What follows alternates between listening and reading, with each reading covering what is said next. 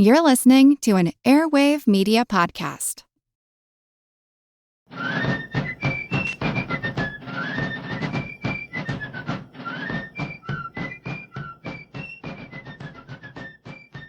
Hello, and thank you for joining the American Revolution. This week, episode 309, The North Government Falls. So this week we're looking at the British reaction to hearing the news of the surrender of Yorktown. The first word of the loss of the army under General Cornwallis came from a ship that heard about the news in France. On November 25th, 1781, a packet ship sailing from Calais to Falmouth arrived with word that officials were celebrating in Paris over a great victory in Virginia. The messenger carried the news to Lord Germain, the American secretary. Although it was a Sunday, he sent word to the king and met with several other top officials.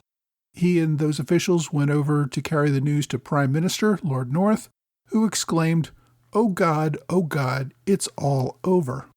Now that day, word of the loss was still really a rumor, but that night, however, a Navy ship, the Rattlesnake, arrived carrying Admiral Thomas Graves' report of the surrender.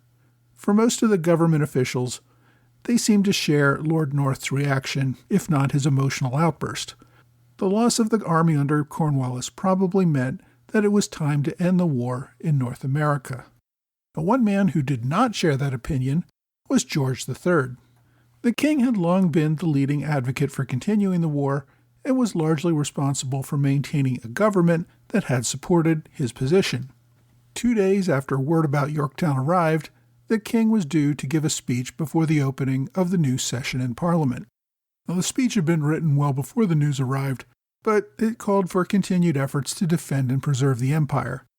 The king, however, specifically did address the news of Yorktown when he said, quote, "The events of war have been unfortunate to my army in Virginia, having ended in the loss of my forces in that province.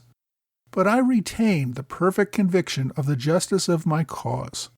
Despite the setback, the king wished to continue the war in America.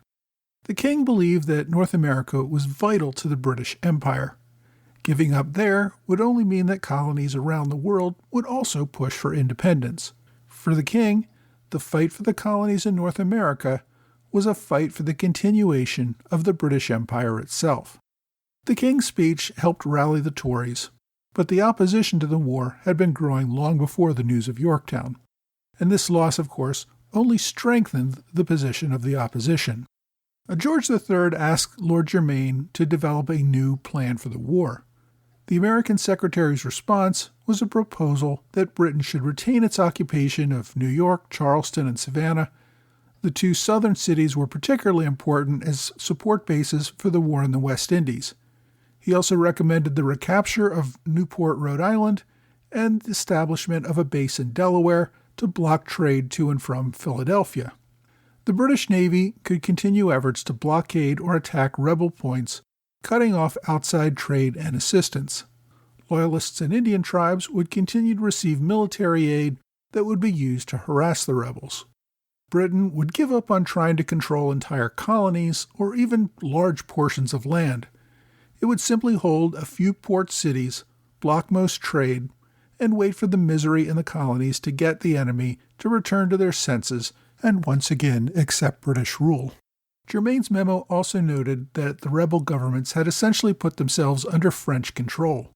He believed that when the colonists realized their choice would be between serving France or serving Britain, they would inevitably want to return to British rule. The king reviewed this plan and gave it his support. In January, Germain began implementation of the new plans. He wrote to General Clinton in New York, telling him that he would not be getting significant numbers of reinforcements, but that he should continue to hold all current areas that were under British control. Those towns would support naval actions along the American coast. Germain also sent instructions to General Friedrich Haldimand in Quebec to continue providing support to Loyalists and Indians who wanted to continue the fight with the Americans along the northern border and the western frontier. Haldimand should also work on diplomatic efforts to draw Vermont back under British control. Now, despite putting the onus for North America on the Navy, the leadership was not prepared to provide more resources for that effort. Instead, focus was on other parts of the empire.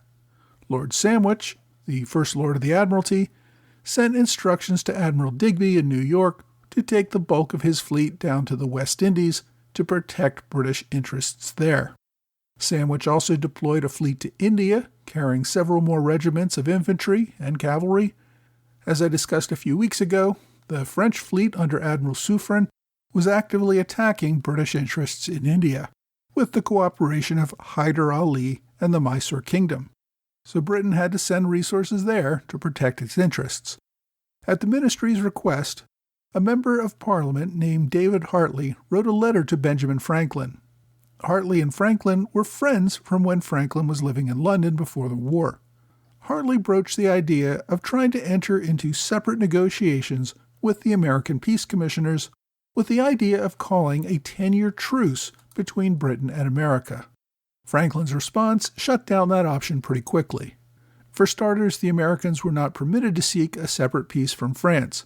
Their treaty with France obligated them to remain in the war until France also secured a peace with Britain. So clearly, the British were just trying to divide up the two allies. Further, it didn't take a diplomatic genius to see how bad an idea a 10-year truce would be. That would only give time for Britain to defeat France and Spain, then rebuild its military, then renew its war in America. Franklin made clear that the U.S. was not quitting the war until the war with France ended, and that any conclusion of the war would recognize a permanent U.S. independence. What's clear from these communications, however, is that the North government realized that continued fighting in America at this time would only cause more problems for Britain. The focus was on the rest of the empire, with the hope of keeping the war in America on hold as long as possible. Meanwhile, the opposition in London was moving in a different direction. On December 12th, Sir James Lowther introduced a motion that determined that the British war in North America had, quote, proved ineffectual, and that the government should abandon its attempts to compel obedience in America. The motion ignored trigger words like independence, but the intent was clear. Britain should give up on America and the war there and focus on France, Spain, and the Netherlands. Debate on the bill was heated, but in the end it failed 220 to 179, a decisive win for Lord North's government. One of the opposition leaders at the time was Charles James Fox. This leader in Parliament had begun his political career at age 19 when his father purchased a seat for him in the House of Commons in 1768. In his early years, Fox was pretty closely aligned with the king on many issues. He'd been one of the leaders to punish John Wilkes. His break with the king began, though, in 1770 when he opposed the Royal Marriages Act, which gave the king the authority to veto any marriage choice by the royal family. George III considered this a very important matter and took any opposition to it as a personal rejection to him. Several additional issues having nothing to do with America drove the two men apart over the next few years. By 1774, Fox was engaging more with the likes of Edmund Burke, another member of Parliament and a firm Whig who focused on restricting the king's authority in government. Burke became a staunch opponent of government policy in America, supporting instead a negotiated peace that respected American rights. Over the course of the war, both Fox and Burke recognized the need to accept American independence and led much of the opposition against the government's war in America. Burke had also started his political career as secretary to Charles Watson Wentworth, the second Marquis of Rockingham. Lord Rockingham had been close to George II, holding the title of Lord of the Bedchamber. After the death of George II, Rockingham became an early opponent of George III and was removed from most of his government positions. By right of his title, however, he did hold a position in the House of Lords and became a leader there. Rockingham briefly served as Prime Minister in 1765 to 66, during which time he repealed the stamp tax in America. The king came to view this repeal as the cause of all the troubles, since it rewarded the rioters in America and gave them the idea that they could win more concessions through violence. In the king's view, Rockingham's accommodationist policies were a disaster. Throughout the war, Rockingham led the opposition to the North government in the House of Lords. He had long been a supporter of accommodation, and as early as 1779 believed that the war in America could not be won, and that refusing to recognize that fact only created further harm for Britain. The vote on the Lothar motion to end the war took place at 2 a.m. on the last day of the legislative session before Parliament left for Christmas. More than 100 members were already gone and did not vote on that matter. So both sides knew that they would have to revisit the issue when Parliament returned in January. So both the North government and the opposition spent Christmas break lobbying for their side.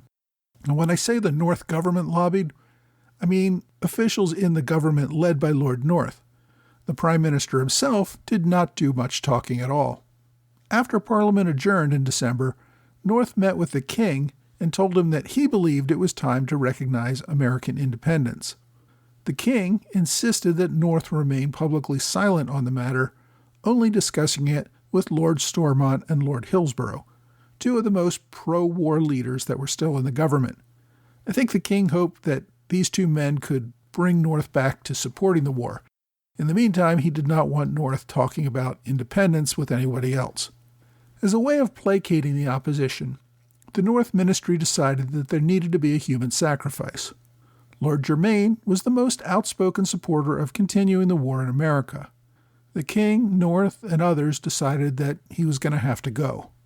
Simply firing Germain or having him quit over the failures in America would not do, since that would only highlight the British failures in America. Instead, they came up with a way to push Germain out quietly. Now, as I said last week, General Clinton wanted to resign as commander of North America and return home. This became more compelling when General Cornwallis returned in January and began blaming Clinton for Yorktown to everyone he spoke with in London. The ministry decided to replace Clinton with General Guy Carleton. You may recall from earlier episodes that Carleton had managed to defend Quebec from rebel occupation at the beginning of the war. He'd been recalled after the loss at Saratoga, but he wasn't blamed for that. In fact, that loss under Burgoyne highlighted that the more conservative approach under Carleton was probably a better one. Carleton's main problem was Lord Germain. Carleton had served on the court-martial during the 7 Years' War that got Germain kicked out of the army. Germain never forgave him for that and made it his mission to damage Carleton's military career whenever he could. So the decision to appoint Carleton as the new commander of all military forces in North America almost certainly would result in Germain's resignation as American secretary. The parties discussed this maneuver ahead of time to make sure it had minimal impact on the war effort. Germain set the price for his resignation as a new title and a seat in the House of Lords. After some debate, he received a title as a Viscount, which did in fact entitle him to sit in the House of Lords. Germain's replacement, Wilbur Ellice, was a longtime member of Parliament. He was pushing 70 and was selected primarily because he would be a non-entity who would sit quietly and not rock the boat. Ellice's only demand for taking the job was the promise of a pension. Several weeks after Parliament returned, a moderate member of Parliament, former General Henry Conway, put forward another resolution calling for an end to the offensive war in America. This resolution was a bit less aggressive. Ending the war only meant that things kind of went on hold. It did not mean recognizing American independence. This motion failed, but only by a single vote, 194 to 193. A week later, Conway tried again with a slightly revised resolution. North proposed an amendment to have the government, quote, treat with America on the footing of independence. By introducing the I word into the debate, North hoped to increase opposition to the measure. When his proposed amendment failed, North called for a delay on the vote for a few weeks. The members rejected all of North's efforts. The members knew that North was simply maneuvering to avoid a losing vote. Parliament remained in session, finally voting in favor of the motion at 2 a.m. on February 28th by a vote of 234 to 215. Later that day, the General Advertiser, a newspaper, hit the streets with the headline, Peace with America. This headline may have been a little premature. The Crown certainly was not ready to concede. The following day, the king received the leaders of the House of Commons to discuss the matter. Standing next to the king during this discussion was a general from America named Benedict Arnold. A few days later, the king gave a vague and evasive reply which seemed to indicate that he was not ready to concede the war. In response, back in Parliament, Conway proposed another resolution that said, quote, "The House of Commons would consider as enemies to His Majesty and this country anyone who, quote, advised or attempted to prosecute an offensive war in America." This resolution passed as well. A few days later, things got even worse when news arrived that the British outpost at Minorca had fallen to Spain. The opposition was confident enough by this point that they prepared to call for a vote of no confidence in the Prime Minister. Such a vote would remove Lord North from office and put a peace candidate in charge of the government. The North began a counteroffensive, reminding members of all the things the opposition might do once they were in charge. And this went well beyond ending the war. There were a whole bunch of policies that the opposition supported that a lot of members of Parliament were objecting to. North managed to defeat the motion by 10 votes, but in doing so, North knew that his days in office were numbered. The opposition had coalesced around Lord Rockingham as the new leader. Burke insisted that if he did take office, Rockingham could not let the king veto American independence. This was the critical change that needed to happen. Burke was also interested in purging the civil list, that is, terminating jobs for a great many government workers, something that the king used to reward his friends and manipulate votes in Parliament. When the king heard all of this, he drafted a speech abdicating the crown, turning over his office to his son, the Prince of Wales. In the speech, George III announced that he would move back to Hanover and no longer reign over Britain. Lord North managed to talk the king out of giving this speech, and he did remain on the throne. But even drafting such a speech gives you some idea of where the king's head was at. The king absolutely hated Lord Rockingham and couldn't conceive of him becoming the new prime minister. Although the king normally meets with a would-be prime minister who is seeking to form a government, in this case, the king refused such a meeting. George could not stand to be in the same room with Rockingham. On March 20th, the House of Commons prepared to move for a vote of no confidence against Lord North. Before they could do so, North demanded the floor. Lord Surrey was scheduled to take the floor and call for the vote of no confidence, so when North demanded the floor, everyone expected that he was probably going to resign. The opposition objected to this because they wanted to embarrass the ministry by forcing a no-confidence vote rather than simply allow a resignation. So Parliament got into a heated argument over who was allowed to speak first for over an hour. During the arguing, North just blurted out that they were wasting their time since the entire government had already resigned. North then moved for an adjournment and went home. Lord Rockingham already had majority support lined up. The king still refused to meet with him, instead agreeing to meet with Lord Shelburne, his assistant. Rockingham had Shelburne provide the king with a list of new government officials, none of whom the king liked. Even so, the king really had no choice but to approve. Edmund Burke became the new paymaster of the forces. Lord Shelburne would be Secretary of State for Home and Colonial Affairs.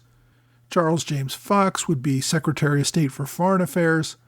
The position of American Secretary would be abolished, given that there would soon be no America to rule over. Most of the new ministers wanted an immediate recognition of American independence. Shelburne was one of the exceptions to this. He was still hoping the government might negotiate some sort of reconciliation by making other concessions to the colonies. And because of this, the pro-independence Fox demanded a role on the team that would negotiate with the Americans, preventing Shelburne from just dragging out these negotiations. Burke, even before the new government was created, had written to Benjamin Franklin in France, informing the Americans that Parliament now supported American independence and that it was just a matter of working out the details. On April 1st, the Rockingham government purged the government of North Loyalists, replacing government officials with their own people. That same month, they sent Richard Oswald to France to open up peace negotiations with the American commissioners. It would take months for the negotiations to begin, but the process of ending the war had begun. We'll get into those negotiations in an upcoming episode. In the meantime, next week we're going to return to America as disputes with Native Americans result in the Gnadenhutten massacre.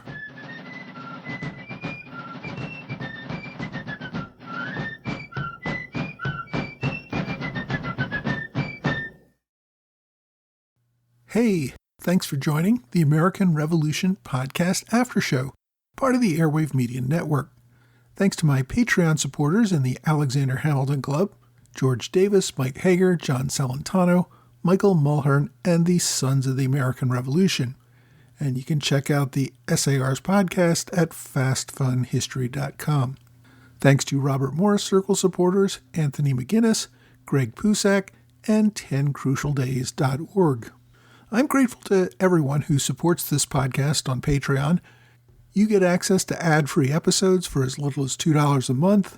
And for my $10 level supporters and higher, I will send you a new magnet each month with a different flag from the American Revolution. And of course, with each magnet, I also include a short history of the flag. It's an interesting way to learn more about the war.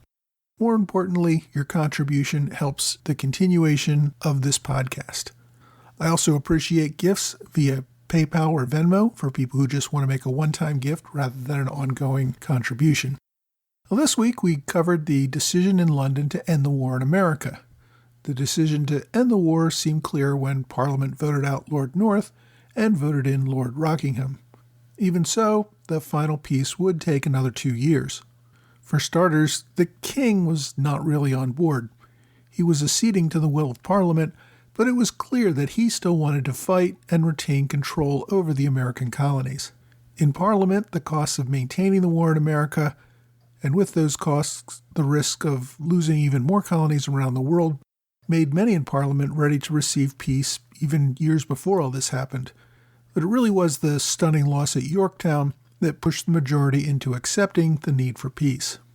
Now, in some upcoming episodes, we'll discuss the lengthy negotiations and the final peace treaty. None of this process was particularly easy, in large part because of long communication times. It didn't take a short time to get all this done. The fall of the North government was not the end of Lord North's political career, though.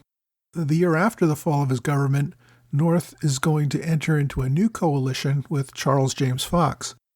Given that these guys were political enemies in 1782, but working together by 1783, says something about the flexibility of politics in this system.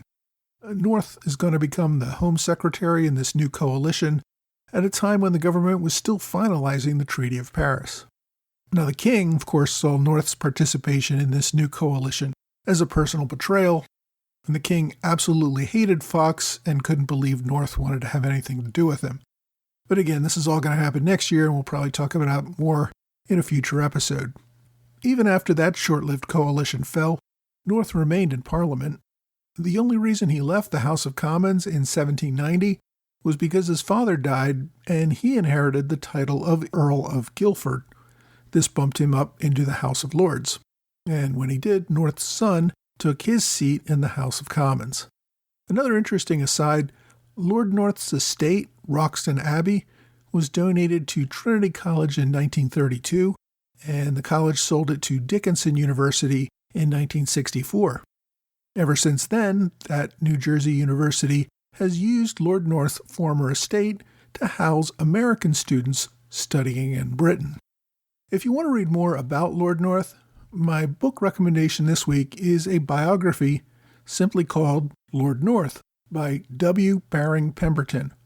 This is an older book, first published in 1938, and there's cheap used copies available on Amazon.